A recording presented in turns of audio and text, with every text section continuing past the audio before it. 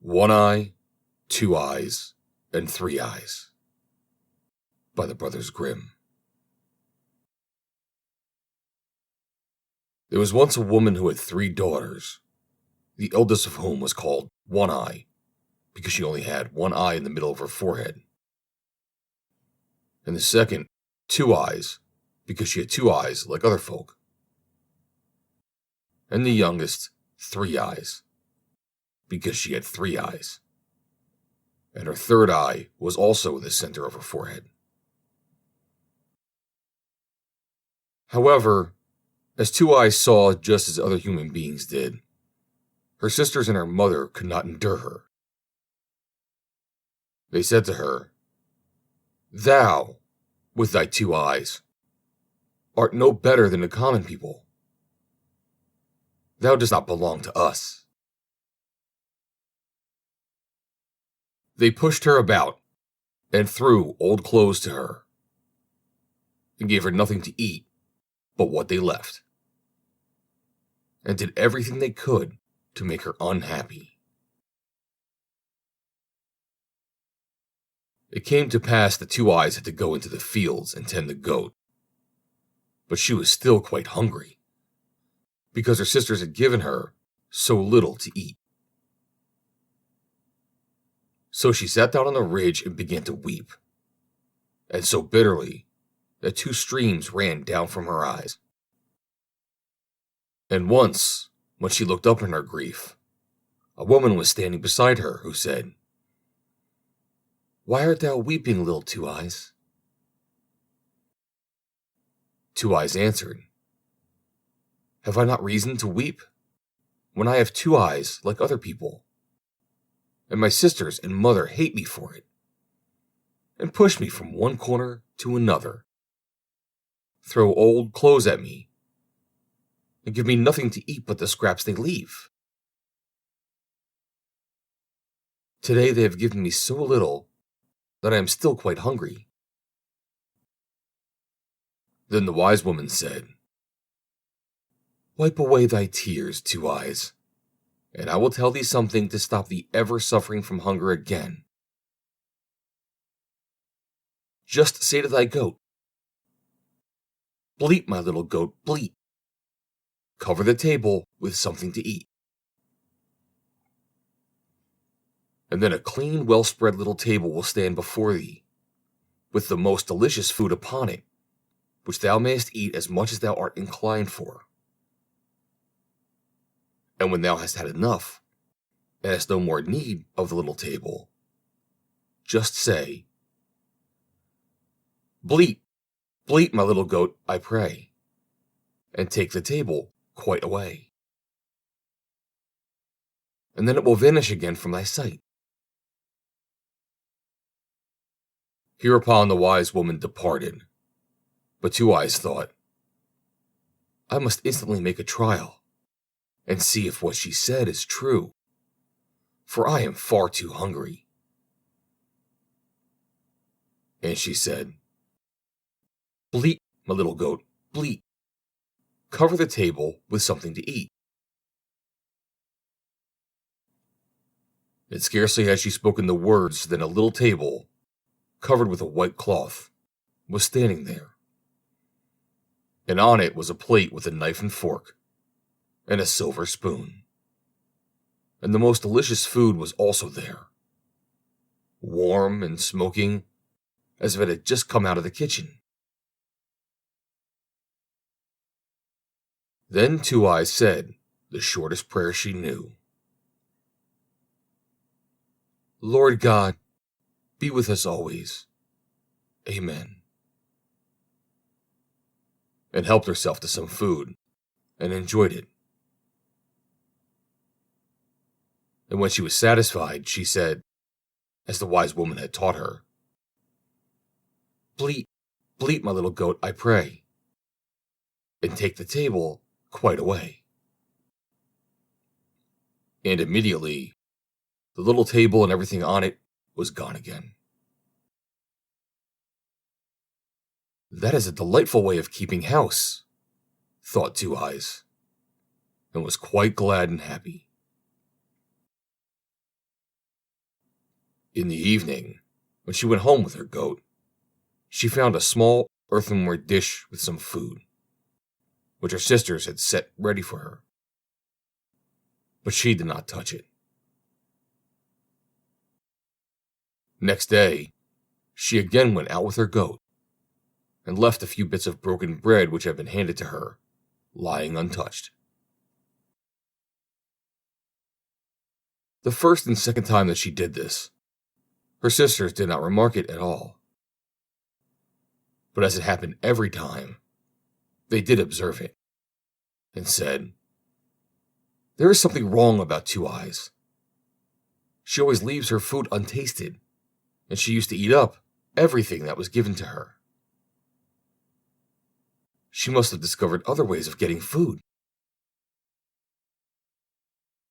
In order that they might learn the truth, they resolved to send One Eye with Two Eyes when she went to drive her goat to the pasture, to observe what Two Eyes did when she was there, and whether anyone brought her anything to eat and drink. So when Two Eyes set out the next time, One Eye went to her and said, "I will go with you to the pasture and see that the goat is well taken care of, and driven where there is food." But Two Eyes knew what was in One Eye's mind, and drove the goat into high grass, and said, "Come, One Eye, we will sit down, and I will sing something to you." One Eye sat down and was tired with the unaccustomed walk and the heat of the sun. And Two Eyes sang constantly, "One Eye, wakest thou? One Eye, sleepest thou?"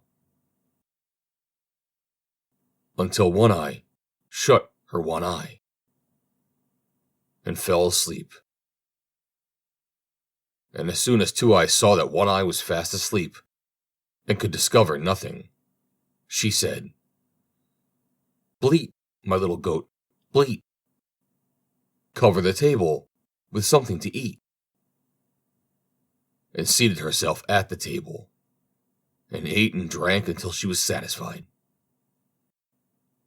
And then she again cried, "Bleat, bleat, my little goat, I pray, and take the table quite away." In an instant all was gone.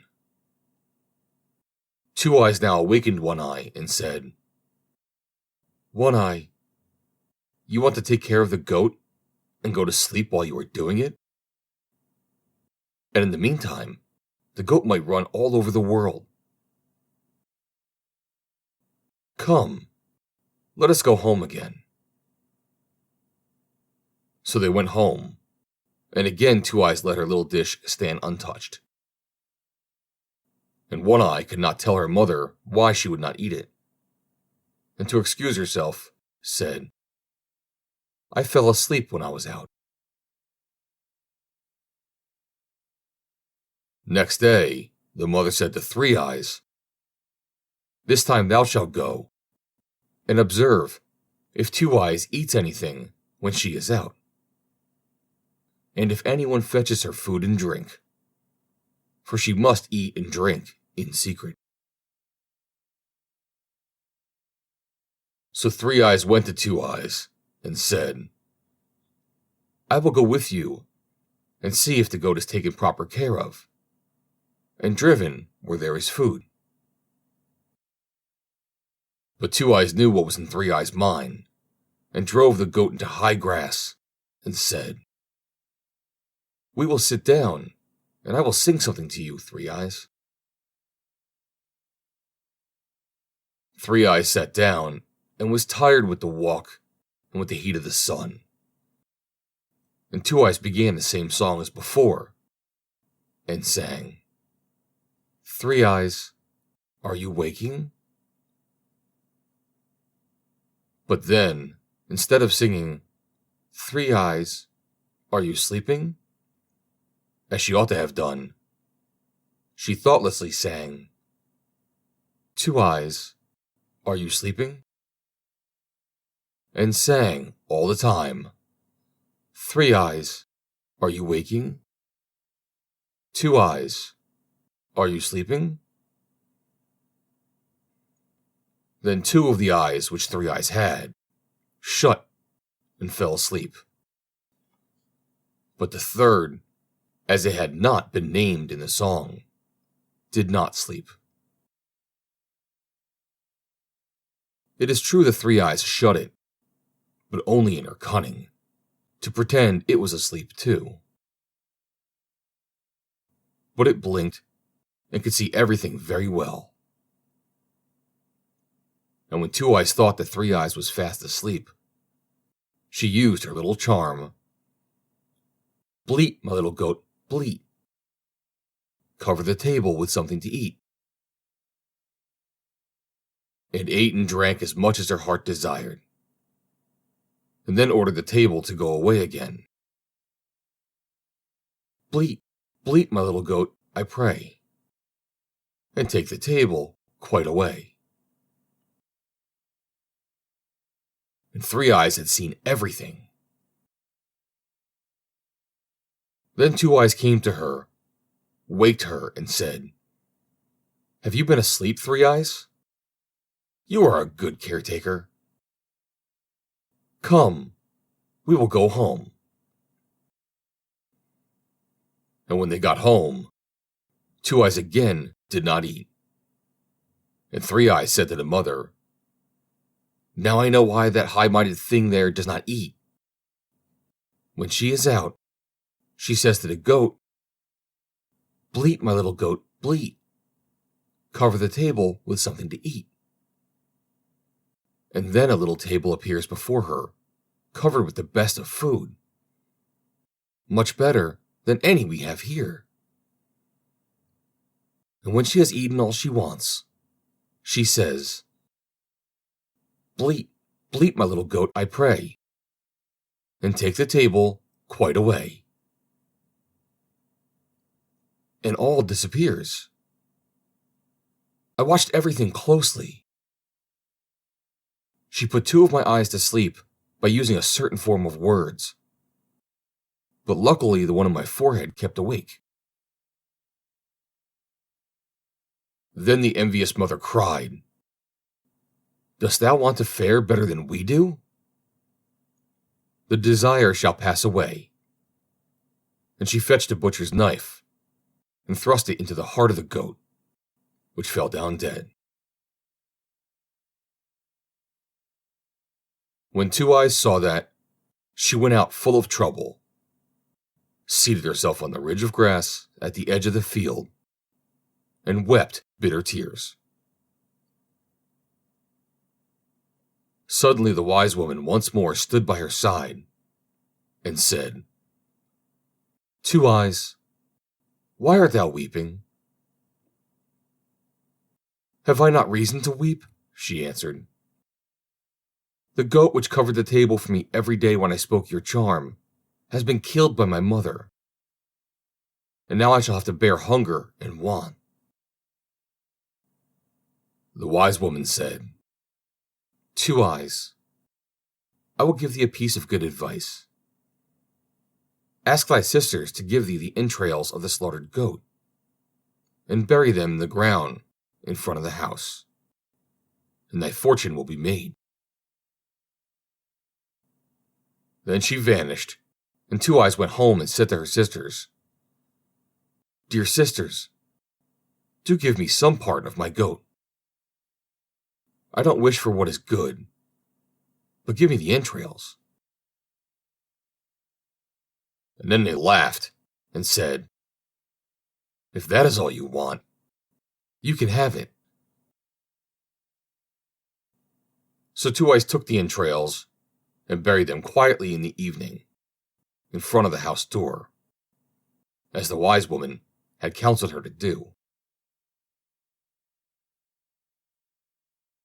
Next morning, when they all awoke and went to the house door, there stood a strangely magnificent tree with leaves of silver and fruit of gold hanging among them, so that in all the wide world there was nothing more beautiful or precious. They did not know how the tree could have come there during the night, but Two Eyes saw that it had grown out of the entrails of the goat, for it was standing on the exact spot where she had buried them. Then the mother said to One Eye, "Climb up, my child, and gather some of the fruit of the tree for us." One Eye climbed up, but when she was about to get hold of one of the golden apples, the branch escaped from her hands, and that happened each time, so that she could not pluck a single apple, let her do what she might. Then said the mother, "Three Eyes, do you climb up? You with your 3 eyes can look about you better than One Eye." One Eye slipped down, and 3 Eyes climbed up. 3 Eyes was not more skillful, and might search as she liked, but the golden apples always escaped her. At length, the mother grew impatient and climbed up herself, but could get hold of the fruit no better than One Eye and 3 Eyes, for she always clutched empty air. Then said 2 Eyes, "I will just go up. Perhaps I may succeed better." The sisters cried, "You indeed, with your 2 eyes. What can you do?" But 2 Eyes climbed up, and the golden apples did get out of her way, but came into her hand of their own accord, so that she could pluck them one after the other, and brought a whole apronful down with her. The mother took them away from her, and instead of treating poor 2 Eyes any better for this, she and One Eye and 3 Eyes were only envious, because 2 Eyes alone had been able to get the fruit, and they treated her still more cruelly. It so befell that once when they were all standing together by the tree, a young knight came up. "Quick, 2 Eyes," cried the 2 sisters. "Creep under this, and don't disgrace us." And with all speed, they turned an empty barrel, which was standing close by the tree, over poor 2 Eyes. And they pushed the golden apples, which she had been gathering, under it too. When the knight came nearer, he was a handsome lord, who stopped and admired the magnificent gold and silver tree, and said to the 2 sisters, "To whom does this fine tree belong? Anyone who would bestow one branch of it on me might in return for it ask whatsoever he desired." Then One Eye and 3 Eyes replied that the tree belonged to them, and that they would give him a branch. They both took great trouble, but they were not able to do it, for the branches and fruit both moved away from them every time. Then said the knight, "It is very strange that the tree should belong to you, and that you should still not be able to break a piece off." They again asserted that the tree was their property. Whilst they were saying so, 2 Eyes rolled out a couple of golden apples from under the barrel to the feet of the knight, for she was vexed with One Eye and 3 Eyes for not speaking the truth. When the knight saw the apples, he was astonished, and asked where they came from. One Eye and 3 Eyes answered that they had another sister, who was not allowed to show herself, for she had only 2 eyes, like any common person. The knight, however, desired to see her, and cried, "2 Eyes, come forth."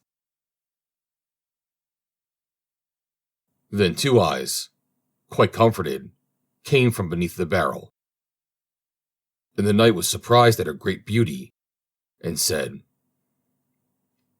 "Thou, Two Eyes, canst certainly break off a branch from the tree for me." "Yes," replied Two Eyes, "that I certainly shall be able to do, for the tree belongs to me."